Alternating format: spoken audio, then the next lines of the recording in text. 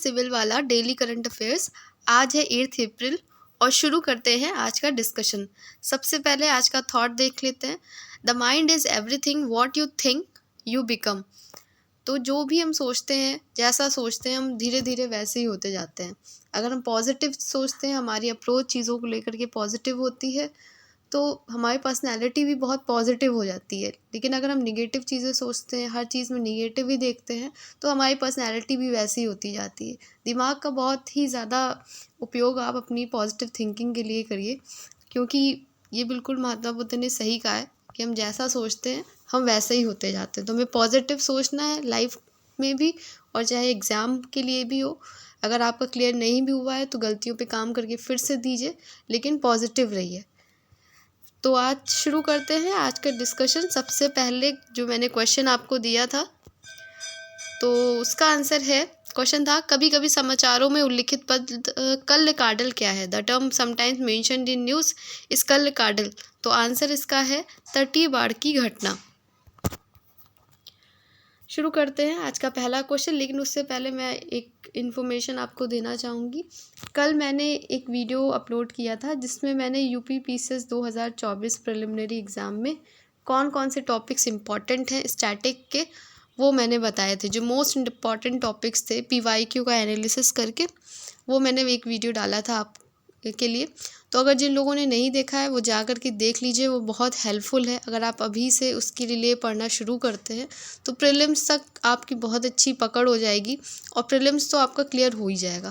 तो एक बार ज़रूर देखिएगा जाके, अगर आपने नहीं देखा है तो। शुरू करते हैं आज का पहला क्वेश्चन। हाल ही में किस देश ने दुनिया का सबसे शक्तिशाली लेज़र विकसित किया है। Recently which country develop world most powerful laser, and the answer is Romania. Romania ने दुनिया का सबसे शक्तिशाली लेज़र विकसित किया है, जो यूरोपीय संघ के इंफ्रास्ट्रक्चर ELI प्रोजेक्ट का हिस्सा है। ये चिर्प्ड पल्स एम्पलीफिकेशन का उपयोग करता है, जो नोबेल भौतिकी पुरस्कार विजेता जेरोल्ड मॉरे और डोना स्क्रीनलैंड के आविष्कारों पर आधारित एक अभूतपूर्व तकनीक है। नेक्स्ट क्वेश्चन देखते हैं। नेक्स्ट क्वेश्चन है, हाल ही में खबरों में रही सन्नति बुद्धिस्ट साइट किस राज्य में स्थित है। Sannati Buddhist site recently seen in news is located in which state, and the answer is Karnataka.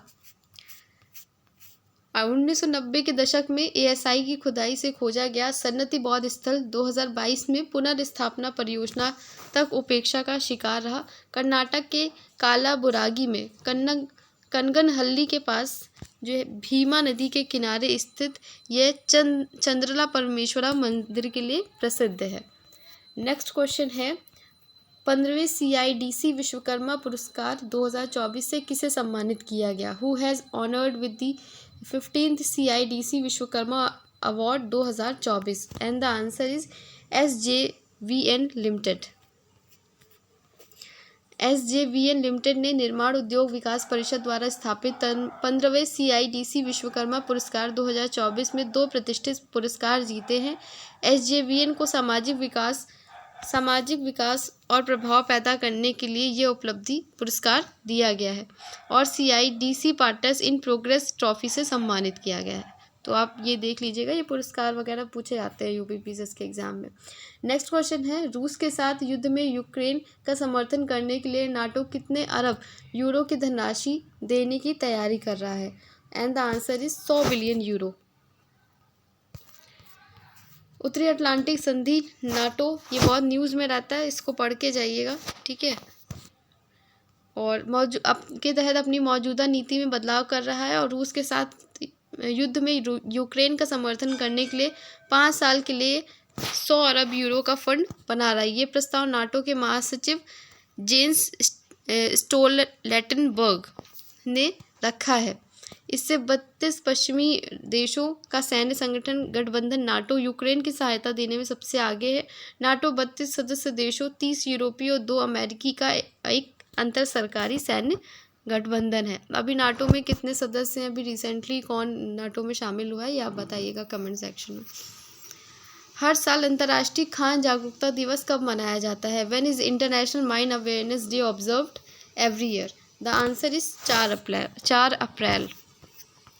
अंतर्राष्ट्रीय खान जागरूकता दिवस 4 अप्रैल को मनाया जाता है। ये दिन खदानों, बारूदी सुरंगों से संबंधित गतिविधियों, मानवता के लिए उनके खतरों और रोकथाम के बारे में जागरूकता फैलाने के लिए मनाया जाता है।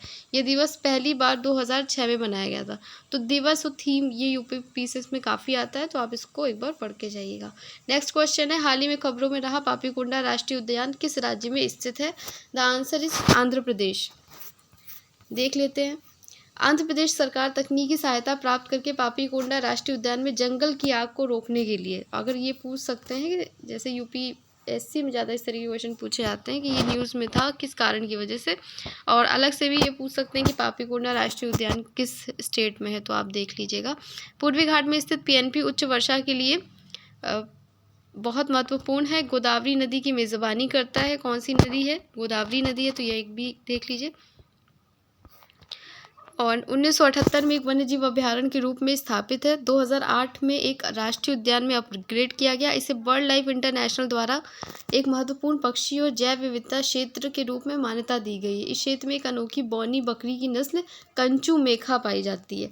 तो स्टेटमेंट में आपसे ये सब चीज़ें पूछी जा सकती हैं, स्टेटमेंट में लिखा होगा, तो आप एक बार पढ़ के जाइएगा।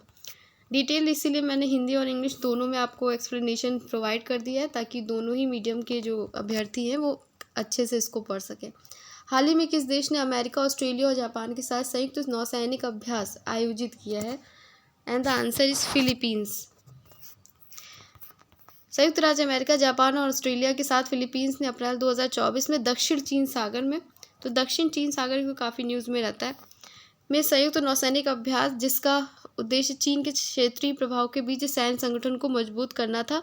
यह अभ्यास फिलीपींस, जापान और अमेरिका, तो ये कंट्रीज याद रखिएगा कौन कौन है, फिलीपींस, जापान और अमेरिका के त्रिपक्षीय शिखर सम्मेलन से पहले, जो एशिया प्रशांत में बढ़ते तनाव के मद्देनज़र सुरक्षा संबंधों को मजबूत करने के प्रयासों पर प्रकाश डालता है। नेक्स्ट क्वेश्चन है, बिम्स्टेक समूह के संबंध में निम्नलिखित कथनों पर विचार कीजिए। इस तरीके के जो संगठन होते हैं वो पूछे जाते हैं समूह, जैसे सार्क है आपका, बिम्स्टेक है, आसियान है, इसकी कंट्रीज़ भारत पार्ट है या नहीं, इस तरीके की चीज़ें, इनके हेडक्वार्टर पढ़ के जाइएगा। इसकी स्थापना वर्ष 1997 में बैंकॉक घोषणा के माध्यम से की गई थी। वर्तमान में इसमें 7 सदस्य देश बांग्लादेश, भूटान, भारत, म्यांमार, नेपाल, श्रीलंका, थाईलैंड शामिल है। एंड द आंसर इज 1 और 2 दोनों। बंगाल की खाड़ी की पहल बिम्स्टेक की स्थापना वर्ष 1997 में बैंकॉक के माध्यम से हुई थी। तो कब हुई थी ये आप याद रखिएगा, डेट पीसेस में बहुत इंपॉर्टेंट होती है डेट्स। बांग्लादेश, श्रीलंका, भारत, थाईलैंड सहायता आर्थिक के रूप में जाना जाता है। संगठन में वर्तमान में कितने सदस्य हैं, तो ये याद रखिएगा वर्तमान में कितने सदस्य देश हैं, 7 सदस्य देश हैं। कौन कौन से? बांग्लादेश, भूटान, भारत, म्यांमार, नेपाल, श्रीलंका और सहयोगी शामिल हैं। नेक्स्ट क्वेश्चन देख लेते हैं, सशस्त्र बल विशेष शक्तियाँ अधिनियम 1958 आफ्स्पा के संबंध में निम्नलिखित कथनों पर विचार कीजिए। ये आफ्स्पा बहुत ज़्यादा न्यूज़ में भी रहता है, इसमें इससे रिलेटेड क्वेश्चन आपके मेंस में भी आते हैं और प्रीलिम्स में भी। तो देख लेते हैं क्या है क्वेश्चन। पहला स्टेटमेंट है, किस क्षेत्र को विशुद्ध घोषित करने की शक्तियाँ, किसी क्षेत्र को विशुद्ध घोषित करने की शक्तियाँ राज्यों के साथ साथ केंद्र सरकार को भी प्रदान की गई हैं। नेक्स्ट स्टेटमेंट है, संपूर्ण राज्य अथवा केंद्र शासित प्रदेश को अथवा इसके कुछ हिस्से को विशुद्ध क्षेत्र घोषित किया जा सकता है। थर्ड स्टेटमेंट है, एक बार विशुद्ध क्षेत्र घोषित करने के बाद संबद्ध क्षेत्र को निरंतर 6 माह की अवधि के लिए विशुद्ध घोषित किया जाता है। तो ये 2-3 स्टेटमेंट में से 2 आपके सही हैं, थर्ड वाला स्टेटमेंट आपका सही नहीं है। आंसर है 1 और 2। तो विशुद्ध क्षेत्र वह क्षेत्र होता है जिसे आफ्स्पा की धारा 3 के तहत अधिसूचना द्वारा घोषित किया जाता है। इसे उन स्थानों पर लागू किया जा सकता है जहां नागरिक शक्ति की सहायता के लिए सशस्त्र बलों का उपयोग आवश्यक है। अधिनियम में वर्ष 1972 में संशोधन किया गया और किसी क्षेत्र को विशुद्ध क्षेत्र घोषित करने की जो शक्तियाँ होती हैं केंद्र सरकार को, राज्यों के साथ साथ राज्य के पास हुई हैं और केंद्र सरकार को भी प्रदान की गई हैं। 1 मिनट रुकिएगा, स्लाइड थोड़ी ऊपर नीचे हो गई है।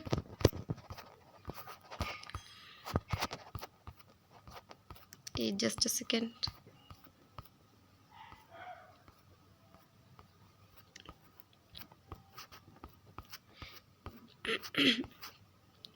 ठीक है, अधिनियम में वर्ष 1972 में संशोधन किया गया और किसी क्षेत्र को विशुद्ध घोषित करने की शक्तियाँ राज्यों के साथ साथ केंद्र सरकार को भी प्रदान की गई।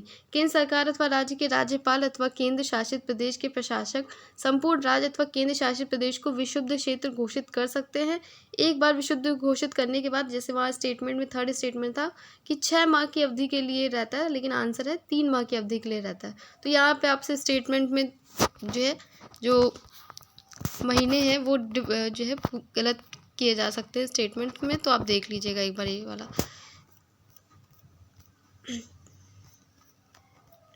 ठीक है, तो नेक्स्ट क्वेश्चन है और आज का लास्ट क्वेश्चन भी है कि हाल ही में एसोचैम के अध्यक्ष के रूप में किसे कार्यभार संभाला है? Who has recently taken charge as the president of ASSOCHAM? And the answer is Sanjay Nair. हाल ही में सोरेन इन्वेस्टमेंट फंड के अध्यक्ष संजय नायर को 2024-25 के लिए एसोचैम का अध्यक्ष नियुक्त किया गया। वे स्पाइसजेट के अध्यक्ष और प्रबंध निदेशक अजय सिंह का स्थान लेंगे। उन्होंने चैम्बर के अध्यक्ष के रूप में अपने कार्यकाल पूरा किया है। एसोचैम एक गैर सरकारी व्यापार संघ है। और इसी के साथ आज का डिस्कशन समाप्त होता है, लेकिन उससे पहले जो मैंने आपको एक क्वेश्चन दिया है वो देख लेते हैं। कल आपको ये बताना है कमेंट सेक्शन में, हाल ही में खबरों में रहा पापीकोंडा राष्ट्रीय उद्यान किस राज्य में स्थित है?